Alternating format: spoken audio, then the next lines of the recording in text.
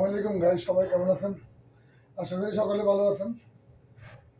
আমি মটন কাটালাম বলে আমার মন্দিরে বলছিলাম যে একটা চাপাতি লিয়ে আইস। চাপাতি আগেরটা ছোট, আমার 2 কেজি ওজনের চাপাতি লিয়ে আইস। এই চাপাতি দেখে আমি মটন কাটতেছি, কোপ দেওয়া দেরি, কিন্তু মটন কাটার দেরি নেই। এটা অনেক বড় চাপাতি, 2 কেজি ওজনের চাপাতি, এটা দিয়ে মটন কাটা দেয়। আমার মটন কাটতে খুব কষ্ট দিয়েছে।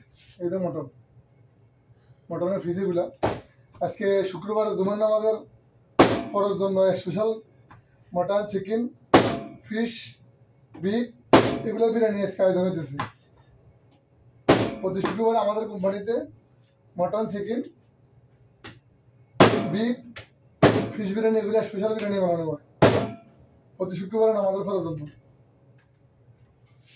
তো গাইজ, আজকে একটা গুরুত্বপূর্ণ কথা না বললেই না।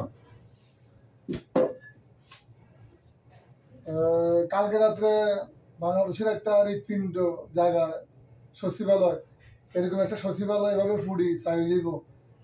মনে করেন যে ভালো ভালো মন্ত্রণালয় সবগুলো এখানে আছে, ক্রীড়া মন্ত্রণালয়, উপদেষ্টা মন্ত্রণালয়, আইন মন্ত্রণালয়, বিভিন্ন মন্ত্রণালয়ের সচিবালয় এভাবে ফুডি সব চাই দিব। এটা তো একটা ষড়যন্ত্রের লক্ষণ দেখা যাচ্ছে।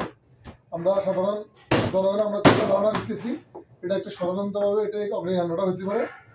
সঠিক তদন্তের মাধ্যমে এটা বের করে আনাটাই জনগণের দাবি। এটাই ঠিক আছে গাইস, সকলে ভালো থাকেন। আমার ভিডিওটা ভালো লাগলে লাইক, কমেন্ট, শেয়ার করুন।